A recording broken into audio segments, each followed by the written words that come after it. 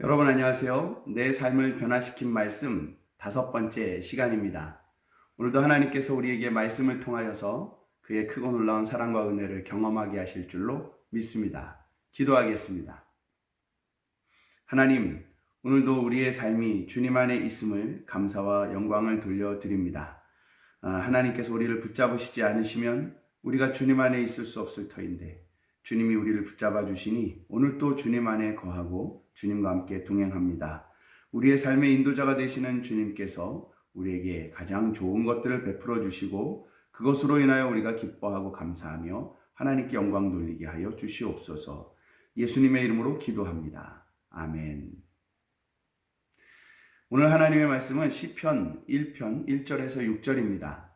오늘은 문성선 집사님께서 보내주신 말씀인데 1절에서부터 6절까지의 말씀을 모두 읽도록 하겠습니다. 복 있는 사람은 악인들의 꾀를 따르지 아니하며 죄인들의 길에 서지 아니하며 오만한 자들의 자리에 앉지 아니하고 오직 여호와의 율법을 즐거워하여 그의 율법을 주야로 묵상하는도다. 그는 시냇가에 심은 나무가 철을 따라 열매를 맺으며 그 잎사귀가 마르지 아니함 같으니 그가 하는 모든 일이 다 형통하리로다. 악인들은 그렇지 아니하며 오직 바람에 나는 겨와 같도다. 그러므로 악인들은 심판을 견디지 못하며 죄인들이 의인의 모임에 들지 못하리로다.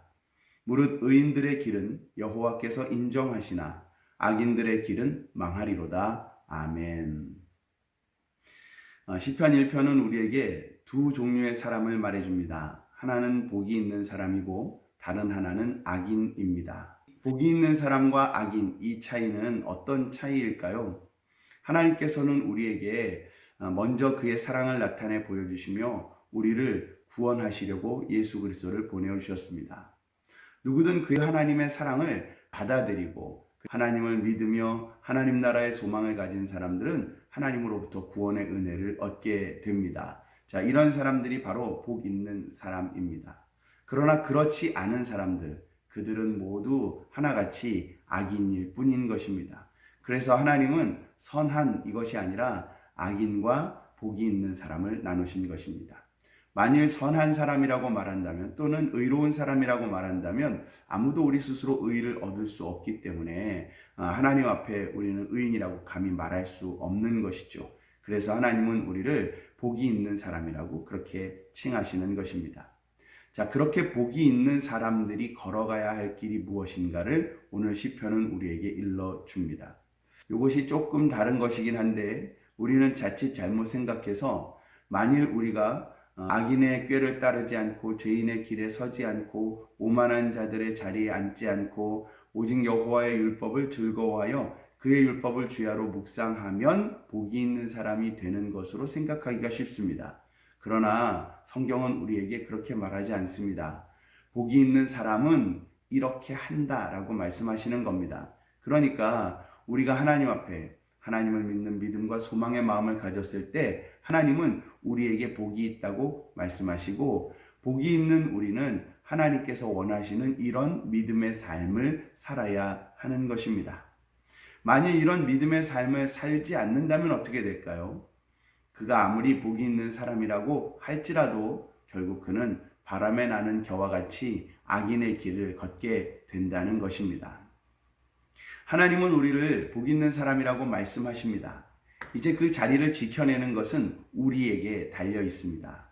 우리가 악인의 꾀를 따르지 않고 죄인의 길에 서지 않고 오만한 자리에 앉지 않고 오직 하나님의 말씀을 즐거워하면서 그 말씀을 주야로 묵상한다면 우리는 계속해서 우리 하나님 기뻐하시는 복 있는 사람의 자리에 설 수 있게 될 것입니다. 그러나 만일 우리의 삶에 이런 모습들이 하나씩 사라져 가게 된다고 한다면 그리고 그 자리를 나의 욕심이 나의 이기적인 마음이 나의 쾌락을 소망하는 마음이 차지하게 된다고 한다면 결국 우리는 악인으로서 발견되고 말 것입니다. 하나님은 의인의 길을 인정하시고 악인의 길은 망할 것이라고 말씀하십니다. 하나님께서 인정하시는 길을 걷기를 원합니다. 망하는 길을 걸어서 결국 멸망과 저주에 떨어지는 우리가 되지 않기를 바랍니다.